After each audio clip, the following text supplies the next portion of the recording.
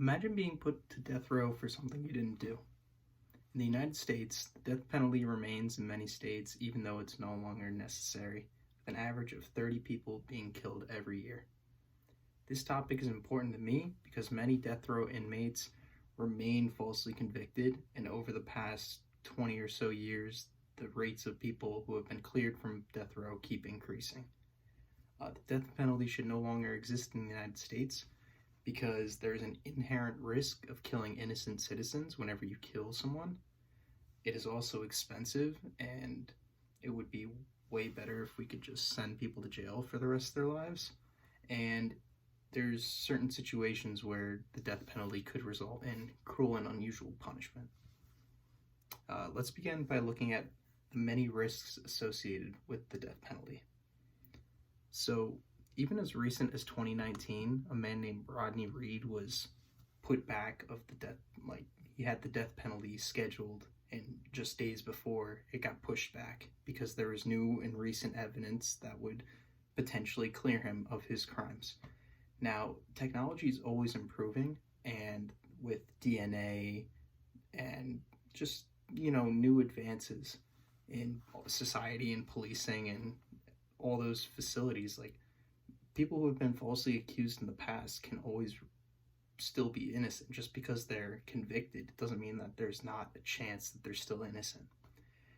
And to back these points up, here's some statistics on people being cleared from death row. So since 1973, 1,414 people have been killed on death row. In that same time period, 156 people have been cleared.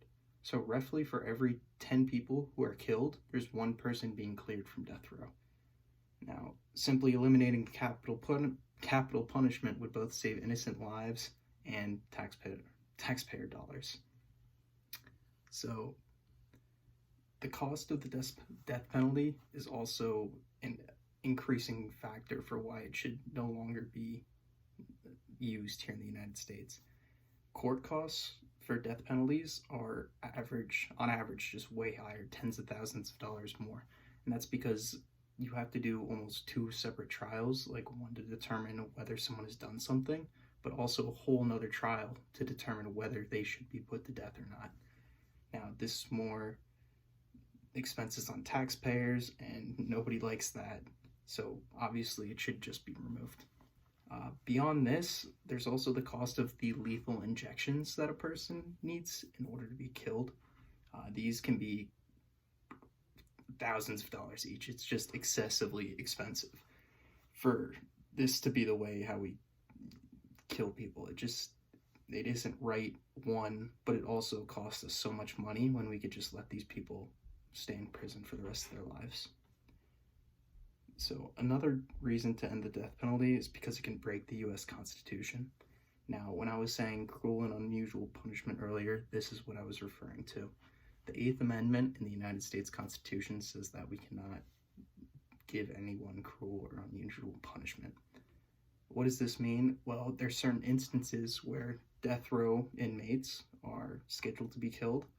They're injected with many different lethal injections, some to paralyze them, some to not make them feel pain or to eventually kill them.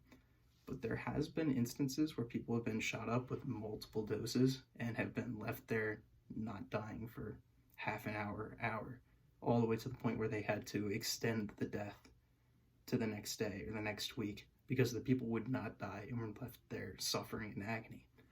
Now, at a certain point, this becomes torture and not the death penalty, and the U.S. Constitution says that we cannot serve cruel or unusual punishment to anybody, no matter what they have done in their life. And I completely agree with this. If people are being sentenced to death and they're being killed and they cannot actually yell in horror at what is happening, they are just being numb, their whole body is being numb, they cannot do anything, and they are feeling pain and they cannot express this pain. And for me, the current system is just wrong and should not be done. So with no death penalty, there would be no morally wrong deaths conducted by the United States government. Simply removing the death penalty would eliminate the potential for cruel deaths and also, again, Mix this with the fact that every time you kill a death row inmate, there's an inherent risk that this person is innocent or could be cleared from death row in the future. To conclude, the death penalty is not necessary in the United States, and the number of people put to death each year continue to decline, thus meaning that it is becoming less and less favorable. So, while nobody listening currently has the power to end capital punishment here and now, we can all do our own little parts in eventually stopping this practice.